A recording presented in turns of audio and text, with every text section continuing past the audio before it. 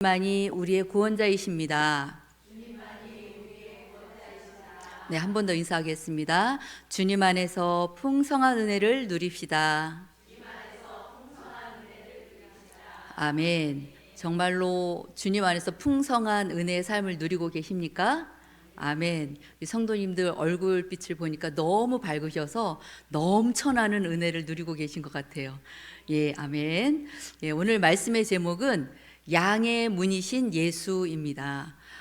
우리가 이제 요한복음에서 나타내는 7가지 기독론에 대해서 지금 계속 같이 나누고 있어요. 예수님의 정체성 그리고 예수님의 사역의 성격을 나타내기 위한 7가지 기독론입니다. 지난 시간들을 통해서 우리는 생명의 떡이신 예수, 그리고 세상이 빛이신 예수, 그리고 오늘은 세 번째 시간으로 양의 문이신 예수님이 우리에게 어떤 은혜를 주시는지 이 시간 함께 나누길 원합니다. 요한복음 10장은요 크게 2가지 주제인데 서로 중복되는 부분이 많아요. 양의 문이신 예수님과 선한 목자이신 예수님, 이 말씀이 서로 이렇게 말씀 중간중간에 삽입되기도 하고 하면서 이렇게 중복이 돼 있어요. 그래서 이렇게 분리하는 게 조금 어렵기는 한데 오늘은 양의 문이신 예수님의 포커스를 맞춰서 함께 말씀을 나누겠습니다. 사람 사는 곳이라면 어디든지 다양한 건축물이 있고 또 그 건축물에 따라서 또 다양한 그 형태의 문들이 있습니다. 현관문이 있고 또 방문이 있고 자동문이 있는가 하면 또 회전문도 있고 또 가게나 이런 데 보면 샷다문도 있죠. 예, 문의 기능은 먼저 내부와 외부 그리고 또 각기 서로 다른 공간을 연결하기도 하고 분리도 하는 이런 역할을 하기도 합니다. 또는 그 건물 안에 있는 구성원들의 안전을 안전과 보호를 제공하기도 합니다. 또 가정에서는 우리가 문을 통해서 들어가서 외부로부터 차단됨으로 우리가 안식을 얻기도 하고 또 외부로 나가기 위해서 새로운 힘을 우리가 보충하기도 하죠. 집에서.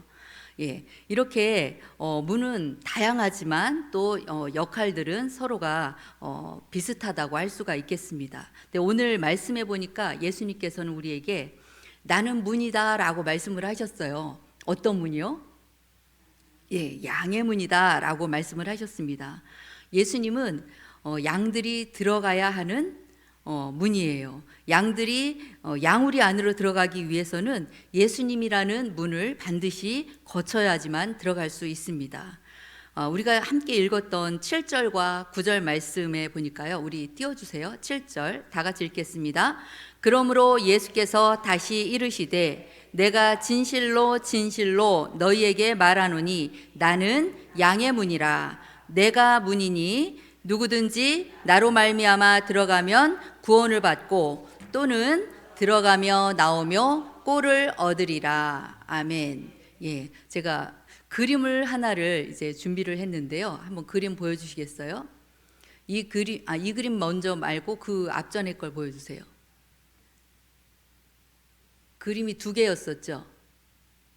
확대한 거 말고, 네.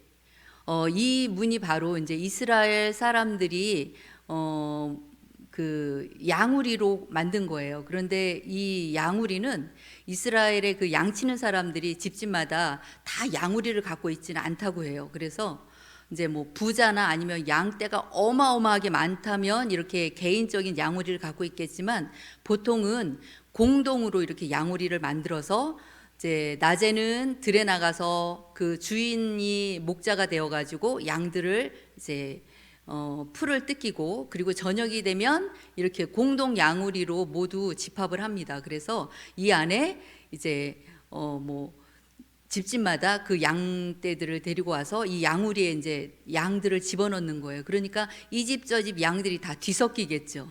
예, 그렇게 해서 다 들어가고 나면 이제 저녁에 주인은 집에 가서 잠깐 쉬고 여기에서 우리 말씀에 읽을 때 보면은 문지기가 등장을 하잖아요. 그럼 문지기가 누구고 또 목자는 누구고 막 이게 헷갈리는데 여기서 보면은 목자는 그 양을 끌고 다니는 주인이에요. 그리고 문지기는 그 공동 그 양우리를 사용하는 사람들이 돈을 주고 이 문지기를 채용을 합니다. 그래서 저녁에 이 양우리를 지킬 수 있도록. 그러면은 그 뒤에 확대한 그림 보여주세요. 그러면은 이 목자는 밤새도록 이 입구에서 문의 역할을 하면서 지키고 있는 거예요. 그래서 이 목자가 다른 뭐 짐승들이 사나운 짐승들이 이 양우리에 들어가지 못하도록, 또는 도둑이나 이런 것들이 이런 도적대들이 와서 양을 훔쳐가지 못하도록 이 문에 앉아서 문 역할을 하는 게 바로 문지기의 역할이라고 합니다. 그리고 날이 밝으면 이 문지기는 목자를 위해서 이제 열어주는 거예요. 그래서 목자는 와서 이제 자기 양떼들을 하나하나 이렇게 불러내면 그 양들이 그 목자의 음성을 듣고 다 알아서 나온대요. 그러니까 뒤섞여 있어도 자기 주인의 목소리를 찾아서 나온대요. 그러면은 목자가 이제 그 양떼들을 이끌고 이제 꼴이 있는 곳으로 이렇게 인도를 한다는 거죠. 예, 그러면 이 그림을 보면 확실하게 오늘 말씀이 이런 배경이었구나라는 걸 이해하고 나니까 조금 더 말씀이 이해가 쉽게 되겠죠. 우리 1절부터 5절까지 말씀을 다시 한번 볼까요? 1절부터 5절까지 말씀. 제가 먼저 1절 읽겠습니다. 내가 진실로 진실로 너희에게 이르노니 문을 통하여 양의 우리에 들어가지 아니하고 다른 데로 넘어가는 자는 절도며 강도요. 문으로 들어가는 2절. 문으로 들어가는 이는 양의 목자라. 문지기는 그를 위하여 문을 열고 양은 그의 음성을 듣나니 그가 자기 양의 이름을 각각 불러 인도하여 내느니라. 자기 양을 다 내놓은 후에 앞서가며 양들이 그의 음성을 아는 고로 따라오되. 5절이요. 타인의 음성은 알지 못하는 고로 타인을 따르지 아니하고 도리어 도망하느니라. 아멘. 예. 이 그림을 보고 이제 말씀을 다시 한번 읽으니까 확 이렇게 이해가 되시죠? 네. 양은 100% 목자의 음성에 귀를 기울여야만 살아남는 존재입니다. 우리가 다 알고 있듯이 양은 시력이 너무너무 안 좋대요. 그런데 다행히도 하나님께서 이 양에게는 뛰어난 청각을 주셨어요. 그래서 멀리서도 주인이 부르는 음성을 들을 수 있습니다. 그리고 다른 주인이 부르는 것과 나를 키우는 주인이 부르는 것을 정확하게 구별할 줄 안다고 합니다. 그래서 어두운 저녁이 되면 양들은 무조건 양우리에 들어가는 것이 안전빵이에요. 그래서 양우리에 들어가지 않는 양은 밤새도록 길을 잃어서 헤매거나 아니면 사나운 짐승들의 이제 저녁거리가 되고 말 테니까 말이죠. 또 우리 양우리는 한 명의 문지기가 지켜야 하기 때문에 입구가 문이 하나입니다. 그래서 예수님은 문을 통과하지 않고 다른 데로 넘어가는 자는 절도며 강도라고 말씀하셨습니다. 8절과 10절 상반절에 보니까 이렇게 말씀하셨어요. 나보다 먼저 온 자는 다 절도요 강도니 양들이 듣지 아니하였느니라. 또 10절 상반절에는 도둑이 오는 것은 도둑질하고 죽이고 멸망시키려는 것뿐이요 라고 말씀하고 있습니다. 양우리에 문이 아닌 다른 데로 들어가는 자는 뭐라고 말씀하셨죠? 도둑이나 강도입니다. 네, 절도입니다. 그들은 양을 보호하려는 목적으로 들어오는 게 절대 아니죠. 네, 자기의 사리사욕을 위해서 양을 죽이고 그리고 멸망시키는 게 바로 이 도적의 목적입니다. 여기서 말하는 이 도적과 그리고 절도는 누구를 말하는 걸까요? 누구를 말하는 걸까요? 또 앞에 읽었던 말씀 중에도 나보다 먼저 온 자들은 다 절도요 도둑이니 이렇게 강도니 이렇게 말씀하셨는데 절도나 강도는 누구를 말하는 걸까요? 이 말씀을 보면 나보다 먼저 온 자들이라고 말씀하셨기 때문에 우리는 구약 시대에 앞서서 활동했던 어떤 선지자나 아니면 제사장 이런 영적인 지도자들을 말씀하시는 건가? 그들은 모두 절도요 강도라고 말씀하시는 건가? 이렇게 우리가 잘못 해석할 수도 있는데요. 여기서 말씀하신 이 절도며 강도는 바로 예수님보다 더 높은 자리에 앉아서 유대 그 백성들을 사망의 길로 인도하는 영적인 지도자들을 예수님께서 말씀하고 있는 것입니다. 그러니까 말하자면 이 영적인 지도자들이 잘못된 길로 이 백성들을 이끌어가니까 맹인이 맹인을 인도하는 것과 다름없는 그런 위험천만한 상황에 이 백성들이 지금 놓여 있다는 것입니다. 구원의 문으로 오신 예수님이 내가 양의 문이다 라고 이스라엘 백성들을 향해서 부르짖으시지만 하나님의 백성들은 예수님의 음성을 듣지 못하고 또 들으려고도 하지 않는 목이 곧은 백성이었습니다. 6절에 보니까요, 예수님께서 이렇게 말씀하셨어요. 예수께서 이 비유로 그들에게 말씀하셨으나 그들은 그가 하신 말씀이 무엇인지 알지 못하니라. 예수님께서 설명을 하셔도 이들은 들을 수도 없었고 들을 마음도 없었습니다. 이리 와, 나에게 와야 살 수 있어 라고 예수님께서 부르짖으시는데 이스라엘 백성들은 아무런 지금 반응을 못하고 있습니다. 이러한 백성들을 향해서 예수님은 어떻게 결론을 내리셨냐면 10장 26절로 27절 보니까 너희가 내 양이 아니므로 믿지 아니하는도다. 내 양은 내 음성을 들으며 나는 그들을 알며 그들은 나를 따르느니라 라고 말씀하고 있습니다. 나의 목자라면, 하나님께서 내게 맡겨주신 목자라면 내 음성을 알아들었을 텐데 너희들은 하나님이 내게 맡겨주신 목자가 아니구나 이렇게 말씀하시는 거죠. 양은 이렇게 양의 문으로 들어가야 합니다. 또 양의 우리는 들어가는 문이 단 하나뿐입니다. 이 비유는 우리가 사도행전 4장 12절을 통해서도 우리가 확실히 알 수가 있는데요.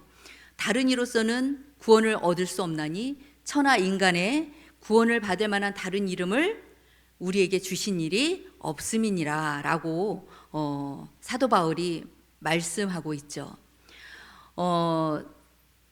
예수님은 하나님께서 우리를 구원하기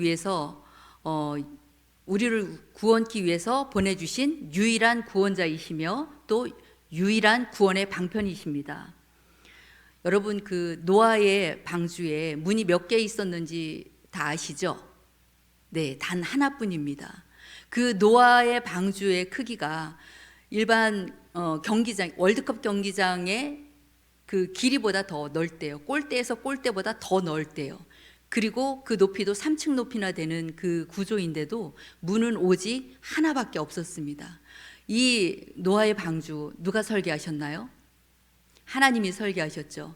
하나님께서는 장차 이 땅에 보내실 독생자 아들 예수 그리스도를 방주의 설계 안에 그려두셨습니다. 아멘. 하나님의 명령대로 노아의 가족들을 비롯한 모든 동물들은 이 문으로 들어갔습니다. 그래서 살아남았습니다. 이 문을 오직 하나님만 열고 하나님만 닫으실 수 있습니다. 그것처럼 구원은 하나님의 시간에 그리고 하나님의 은혜로 열리고 닫히는 것이 바로 구원의 문인 것입니다. 이 문은 한번 닫히고 나면 다시는 열 수 없습니다. 하나님이 한번 닫으신 문을 그 누구도 열 수가 없어요. 우리도 이 땅에서 살아가는 동안 구원의 문이 열려 있습니다. 죽은 다음에는, 구원의 문이 닫힌 다음에는 절대로 우리가 기회가 주어지지 않는다는 것을 잊지 말아야 합니다. 모세는요, 광야에서 불뱀에게 물려서 죽어가는 백성들을 위해서 하나님께 기도했습니다. 그때 하나님께서는 너무나도 황당한 방법으로 백성들에게 살 수 있는 처방을 내리셨어요. 장대 끝에 놋뱀을 만들어서 달아라. 그것을 올려다보는 자마다 살아나리라. 어떻게 됐죠? 우리는 다 알고 있잖아요. 뱀에게 물린 자가 놋뱀을 쳐다본 즉 다 살더라. 아멘. 예. 왜 하필이면 장대 끝에 매단 것이 모세의 형상도 아니고 뭐 천사의 형상도 아니고 왜 장대 끝에 놋뱀을 만들어서 달라고 했을까요? 그 흉측한 형상을 만들라고 하셨을까요? 뱀은 바로 죄를 상징하는 것입니다. 너의 죄를 직면하고 인정해라 이거죠. 너의 죄를 인정하고 하나님 앞에 엎드려라. 나는 죄인입니다. 주여 나를 구원하소서라고 하나님 앞에 고백하며 엎드리라는 것입니다. 그렇게 고백하고 하나님께서 내려주신 그 유일한 방법을 향해 눈을 들어 볼 때 그 사람은, 그 불뱀에게 물린 그 사람은 살아날 수가 있었습니다. 아멘. 예수님은 죄로 죽을 수밖에 없는 나를 찾아오셔서 흉악한 나의 죄가 되어서 나무 십자가에 달려 죽으셨습니다. 그리고 주의 얼굴을 바라보는 자마다 영생의 길로 인도하시는 구원의 문이 되어주셨습니다. 아멘. 예, 우리는 그 은혜로 지금 이 자리에 있는 것을 믿습니다. 아멘. 우리 저희 자매들은 일남 사녀인데요. 저희 자매들은 가끔 모여서 이제 어렸을 때 이야기를 하다 보면은 우리는 엄마 아버지가 우리를 방목했어 그래요. 왜냐하면 시골에서 너무 바쁘게 일을 하시면서 사셨기 때문에 논도 많고 밭도 많았어요. 그러면 엄청나게 부자였느냐? 그것도 아니에요. 예, 그래서 엄마가 어떤 말씀을 하셨냐면 옛날에 엄마가 새벽보를 보고 논에 나갔다가 밤에 별이 뜨면 돌아오셨다 그런 얘기를 하실 정도로 그 정도로 일이 많으셨어요. 그러면 그래서 저희들이 하는 얘기가 우리는 그러면은 방목되었구나, 우리는 그냥 놓아서 키워졌구나 이렇게 생각을 하는데 제가 말씀을 준비하면서 퍼뜩 그 생각이 드는 거예요. 우리가 방목된 게 아니었네 이런 생각이 드는 거예요. 왜냐하면 저희는 저희가 어렸을 때 동상 할머니, 징조 할머니 다 계셨거든요. 그래가지고 두 분이 다 이렇게 보면 포지션이 달랐어요. 지금 생각해 보니까 그 동상 할머니는 엄마 아버지의 그 논일 밭일 하시는데 그 일들을 서포트 해주는 역할을 하셨더라고요. 그래서 점심때가 되면 밥을 해서 이고 나가시고 또 일손이 부족하면 가셔가지고 같이 그 일들을 거들기도 하시고 이렇게 하면서 그 일들을 도우셨고, 그러면 증조 할머니의 그 포지션은 뭐였을까요? 역할은 지금 보니까요, 증조 할머니가 바로 양우리의 문지기였더라고요. 그래서 증조 할머니가 이제 어른들이 아무도 안 계실 때 저희들을 살피고 아프면 옆에서 병 간호도 해주시고 가끔은 이렇게 간식 같은 거 벽장 속에다 숨겨놓으셨다가 이렇게 꺼내주기도 하시고, 밥때가 됐는데 안 들어오면은 또 막 부르면서 이렇게 동산무통에 서가지고 누구야 이렇게 부르셨던 생각이 나거든요. 그러니까 우리는 방목이 아니었구나. 할머니의 그 지극한 사랑으로 우리는 보살핌을 받으면서 그 문지기의 역할을 할머니가 충실히 했기 때문에 우리가 어렸을 때 안전하게 자랄 수가 있었구나 이 생각을 하게 되었습니다. 예, 그것처럼 우리 하나님께서도 우리를 방목하지 않으세요. 예수님을 믿고 나서 우리 모두가 마음껏 우리가 우리의 힘으로 이 세상을 살아가게 하시는 게 아니라 동행하시면서 아까 우리 찬양의 그 가사처럼 주님과 함께 하시기 때문에 우리는 안전합니다. 주님이 함께 하시기 때문에 우리는 승리할 수 있습니다. 이 고백으로 우리가 나갈 수 있는 줄로 믿습니다. 네, 그리고 오늘 말씀에는 예수님께서 우리를 구원하실 뿐만이 아니라 풍성한 것을 주시겠다고 또 약속을 하셨어요. 요한복음 10장 9절로 10절 말씀 한번 볼까요? 9절로 10절. 내가 문이니 누구든지 나로 말미암아 들어가면 구원을 받고 또는 들어가며 나오며 꼴을 얻으리라. 도둑이 오는 것은 도둑질하고 죽이고 멸망시키려는 것뿐이요 내가 온 것은 양으로 생명을 얻게 하고 더 풍성히 얻게 하려는 하려는 것이니라. 아멘. 예, 이 말씀 중에 보면 우리가 굉장히 소망이 생기고 막 기대가 되는 문장이 있죠. 꼴을 얻으리라, 그리고 풍성히 얻게 하려는 것이니라. 이 말씀이 굉장히 은혜가 되잖아요. 그죠? 이 말씀을 우리가 좋아하는 이유 중에 하나는 이 땅에서 살아가는 동안 우리가 누릴 수 있는 것들을 먼저 우리가 떠올려서 그러지 않을까 하는 생각도 먼저 해보았습니다. 예, 꼴은 양들이 좋아하는 맛있는 풀을 말합니다. 그리고 풍성히 얻게 하려는 것이다 라는 말은 그 구원을 통해서 우리가 이루어질 무언가를 말씀하시는 것인데요. 이 말씀을 읽으시면서 우리가 막연한 기대를 하게 되는데, 하나님께서 정말 이 땅에서 우리가 살아가는 데 필요한 것들을 풍족히 채워주시겠다라는 그런 말씀이실까요?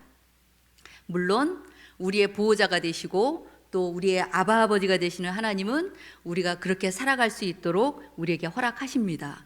그런데 여기에서 말씀은 그 풍성함을 말씀하시는 것이 아니라 생명을 얻게 하고 더 풍성히 얻게 하겠다라는 이 말씀은 하나님과의 관계 속에서 얻어지는 것을 말합니다.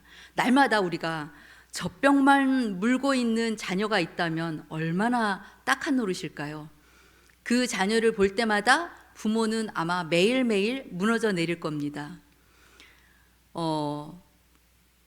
저희는 아버지가 제가 초등학교 몇 학년, 4학년인가 5학년 때까지도 굉장히 많이 술로 사셨던 기억이 있어요.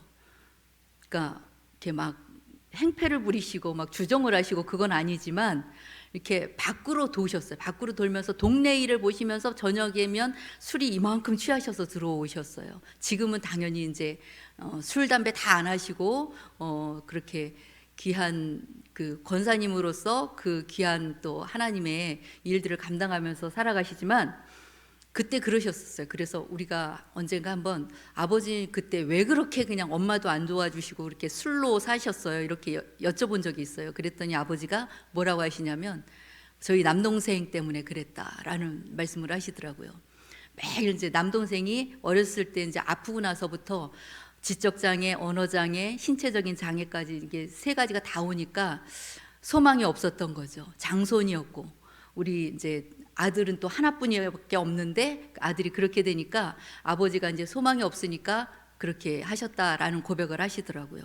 그러니까 그 말씀을 하실 때 그랬었구나라는 이제 이해를 했죠.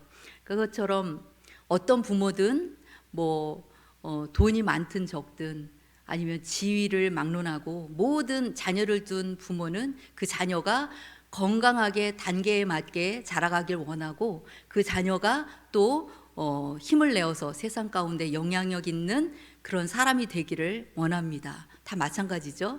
네, 맞습니다.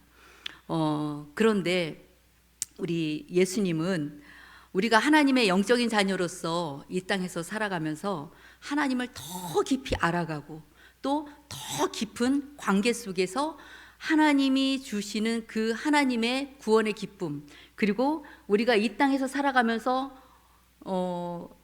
정말 누릴 수 없고 경험할 수 없는 그 하나님 나라의 그 은혜를 이 땅에서 살아가면서 누리기를 원하시는 것입니다. 하나님의 백성으로 이 땅에서 기쁨과 그리고 감사와 그리고 능력으로 살아가기를 원하는 게 바로 하나님 아버지의 마음인 것입니다. 예, 그래서 우리가 예수 믿으면, 그리고 예수님께서 이 오늘 주신 말씀처럼 꼴을 얻게 하겠다고 말씀하시고 풍성히 무언가를 우리에게 주시겠다고 말씀하신 그 말씀은 이 땅에서 살아가면서 우리가 영화로운 삶을 살아가고 만사형통하는 그것을 의미하는 것이 아니라 하나님께서 이 땅에서 하나님의 자녀로 살아가며 이 땅이 줄 수 없는 구원의 기쁨과 감사로 넘치는 그 삶, 세상 사람들은 느낄 수 없고 경험할 수 없는 그 기쁨을 누리며 살아가게 하겠다는 그 말씀인 것입니다. 예, 우리 옥에 갇힌 바울과 실라 이야기 다 아시죠? 예, 바울과 실라는 무진장 매를 맞고 옥에 갇혀서 신라와 함께 찬양으로 하나님을 높여드렸습니다. 찬양으로 하나님께 영광 올려드릴 때 그 옥의 문이 흔들리면서 지진이 나면서 옥의 문이 열리고 모든 간수들이 도망할 수 있는 그런 기회였지만 다 도망하지 않고 기다렸습니다. 그때 그 사실을 알게 된 간수는 자기의 목숨을 끊으려 했어요. 왜? 간수들이 다 도망간 줄 알고. 그때 이 바울은 그 간수를 붙잡습니다. 우리가 여기 그대로 있다. 죽으려고 하는 그 사람을 가로막았습니다. 그때 내가 어떻게 하면 구원받을 수 있겠습니까?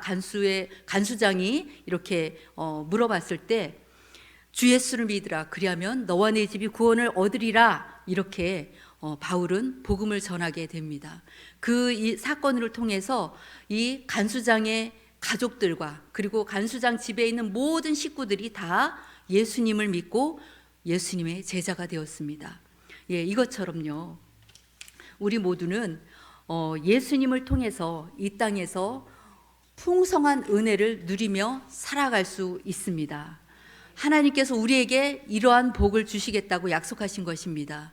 구원의 문으로 들어가는 양만이 살아남을 수 있고 참된 보호와 위로와 안식을 얻게 되는 것입니다. 그리고 그 우리 안에 있던 그 양들이 양의 목자의 음성을 듣고 세상 가운데로 담대히 나아갈 때 그 양들은 세상 가운데서 풍성한 은혜를 누리게 되는 것입니다. 예, 우리 모두가 이 땅에서 살아가는 동안 주님 안에서 주시는 참된 위로와 그리고 또한 풍성한 그 구원의 기쁨을 누릴 수 있는 우리 모두가 되기를 예수님의 이름으로 축복합니다. 아멘. 기도하시겠습니다.